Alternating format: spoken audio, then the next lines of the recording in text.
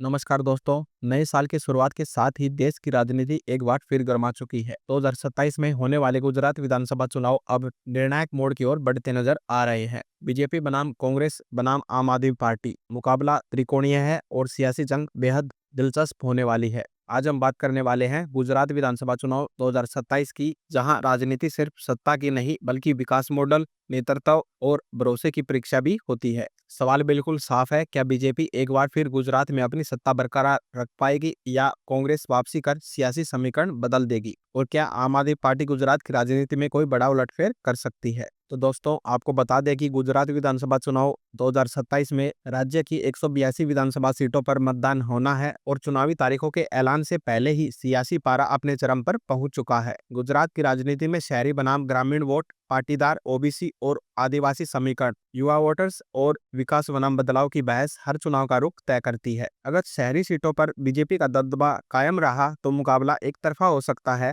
लेकिन अगर ग्रामीण और युवा वोटर्स ने बदलाव का मूड बनाया तो हर सीट पर कांटे की टक्कर तय है। पिछले चुनाव की बात करें तो 2022 में बीजेपी ने ऐतिहासिक जीत दर्ज की थी, लेकिन उसके बाद राज्य की राजनीति में कई नए फैक्टर उभर कर सामने आए हैं। यानी साफ है, गुजरात में 2027 का चुनाव सिर्फ सरकार नहीं, आने वाले दशक की दिशा तय करेगा। इस वीडियो में हम आपको दिखाएंगे जिलावार opinion poll, ES based survey, किस जिले में किस पार्टी का पलड़ा भारी है और किन सीटों पर हो सकता है बड़ा उलटफेर, और 2027 में गुजरात की सत्ता की तस्वीर कैसी बनती नजर आ रही है। तो अगर आप जानना चाहते हैं कि गुजरात में अगली सरकार किसकी बनेगी तो वीडियो के अंत तक बने रहिए हमारे साथ। और हाँ, अगर आपको वीडियो पसंद आए तो एक लाइक का बटन दबा दीजिए और हमारे चैनल को सब्सक्राइब कर लीजिए, ताकि हर चुनाव की सबसे तेज और सटीक अपडेट सबसे पहले आप तक पहुंच सके। कमेंट में हमें जरूर बताइए कि आपके हिसाब से 2027 में गुजरात में किसकी सरकार बनेगी। तो चलिए दोस्तों, शुरुआत करते हैं आज के जिलावार ओपिनियन पोल सर्वे से।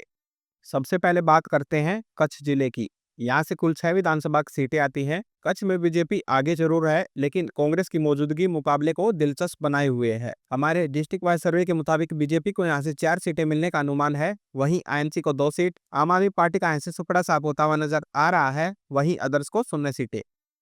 अब बात करते हैं बनासकाठा की। यहाँ से कुल 9 विधानसभा की सीटें आती हैं। बनासकाठा में कांग्रेस बढ़त में है, वहीं बीजेपी, आम आदमी पार्टी और अन्य दलों की वजह से त्रिकोणीय मुकाबला बन रहा है। हमारे डिस्ट्रिक्ट वाइज सर्वे के मुताबिक बीजेपी को यहाँ से 3 सीटें मिलने का अनुमान है, वहीं आईएनसी को 4 सीट, आम आदमी पार्टी को यहाँ से 1 सीट मिलती हुई नजर आ रही है, वहीं अदर्स को 1 सीट।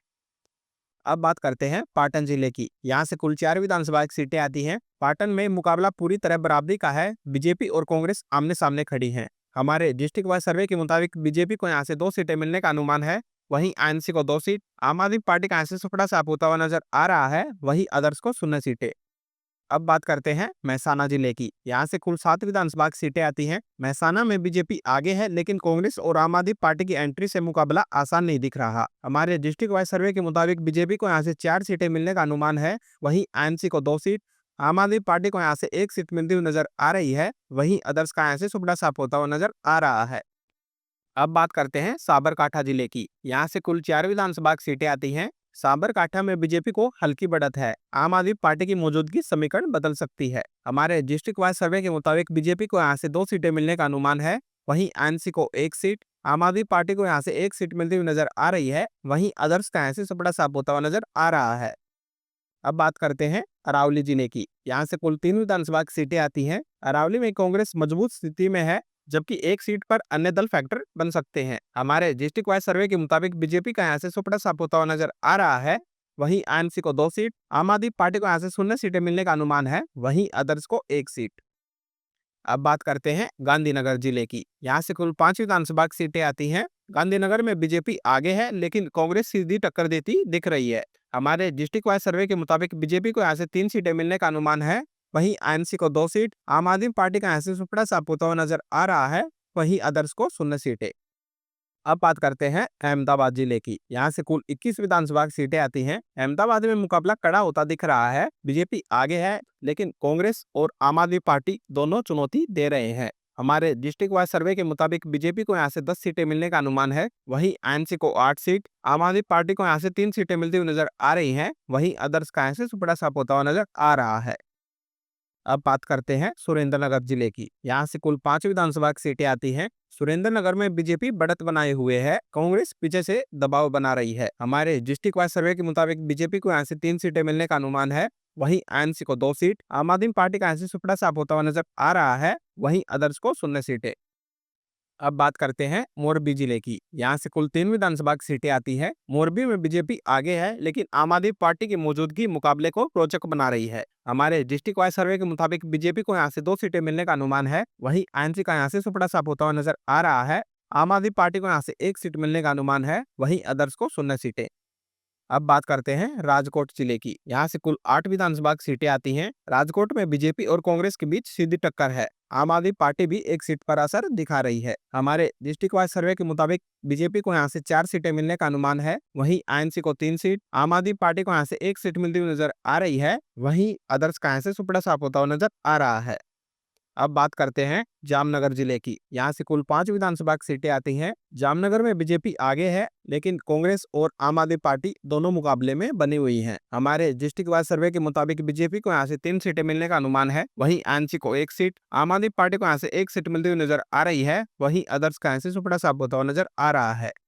अब बात करते हैं देवभूमि द्वारका जिले की। यहाँ से कुल 2 विधानसभा की सीटें आती हैं। देवभूमि द्वारका में बीजेपी पूरी तरह से मजबूत स्थिति में बनी हुई है। हमारे डिस्ट्रिक्ट वाइज सर्वे के मुताबिक बीजेपी को यहाँ से 2 सीटें मिलने का अनुमान है, वहीं आईएनसी, आम आदमी पार्टी और अदर्स तीनों का यहाँ से सुपड़ा साफ होता हुआ नजर आ रहा है। अब बात करते हैं पोरबंदर जिले की। यहाँ से कुल 2 विधानसभा की सीटें आती हैं। पोरबंदर में कांग्रेस आगे है, जबकि अन्य दल मुकाबले को अनिश्चित बना रहे हैं। हमारे डिस्ट्रिक्ट वाइज सर्वे के मुताबिक बीजेपी का यहाँ से सुपड़ा साफ होता हुआ नजर आ रहा है, वहीं आईएनसी को 1 सीट, आम आदमी पार्टी को यहाँ से 0 सीटें मिलने का अनुमान है, वहीं अदर्स को 1 सीट। अब बात करते हैं जूनागढ़ जिले की। यहाँ से कुल 5 विधानसभा की सीटें आती हैं। जूनागढ़ में मुकाबला त्रिकोणीय है। बीजेपी और कांग्रेस के बीच आम आदमी पार्टी खेल बिगाड़ सकती है। हमारे डिस्ट्रिक्ट वाइज सर्वे के मुताबिक बीजेपी को यहाँ से 2 सीटें मिलने का अनुमान है, वहीं आईएनसी को 2 सीट, आम आदमी पार्टी को यहाँ से 1 सीट मिलती हुई नजर आ रही है, वहीं अदर्स का यहाँ से सुपड़ा साफ होता हुआ नजर आ रहा है। अब बात करते हैं गिर सोमनाथ जिले की। यहाँ से कुल 4 विधानसभा की सीटें आती हैं। गिर सोमनाथ में बीजेपी आगे है, लेकिन कांग्रेस और आम आदमी पार्टी दोनों चुनौती में बने हुए हैं। हमारे डिस्ट्रिक्ट वाइज सर्वे के मुताबिक बीजेपी को यहाँ से 2 सीटें मिलने का अनुमान है, वहीं आईएनसी को 1 सीट, आम आदमी पार्टी को यहाँ से 1 सीट मिलने का अनुमान है, वहीं अदर्स का यहाँ से सुपड़ा साफ होता हुआ नजर आ रहा है। अब बात करते हैं अमरेली जिले की। यहाँ से कुल 5 विधानसभा की सीटें आती हैं। अमरेली में कांग्रेस बढ़त बनाए हुए है, बीजेपी वापसी की कोशिश में। हमारे डिस्ट्रिक्ट वाइज सर्वे के मुताबिक बीजेपी को यहाँ से 2 सीटें मिलने का अनुमान है, वहीं आईएनसी को 3 सीट, आम आदमी पार्टी का यहाँ से सुपड़ा साफ होता हुआ नजर आ रहा है, वहीं अदर्स को 0 सीटें। अब बात करते हैं भावनगर जिले की। यहाँ से कुल 7 विधानसभा की सीटें आती हैं। भावनगर में कांग्रेस आगे है, लेकिन बीजेपी और आम आदमी पार्टी दोनों मुकाबले को कड़ा बना रहे हैं। हमारे डिस्ट्रिक्ट वाइज सर्वे के मुताबिक बीजेपी को यहाँ से 2 सीटें मिलने का अनुमान है, वहीं आईएनसी को 3 सीट, आम आदमी पार्टी को यहाँ से 2 सीटें मिलती हुई नजर आ रही हैं, वहीं अदर्स का यहाँ से सुपड़ा साफ होता हुआ नजर आ रहा है। अब बात करते हैं बोताड़ जिले की। यहाँ से कुल 2 विधानसभा की सीटें आती हैं। बोताड़ में बीजेपी और आम आदमी पार्टी के बीच सीधी टक्कर देखने को मिल रही है। हमारे डिस्ट्रिक्ट वाइज सर्वे के मुताबिक बीजेपी को यहाँ से 1 सीट मिलने का अनुमान है, वहीं आईएनसी का यहाँ से सुपड़ा साफ होता हुआ नजर आ रहा है। आम आदमी पार्टी को यहाँ से 1 सीट मिलने का अनुमान है, वहीं अदर्स को 0 सीटें।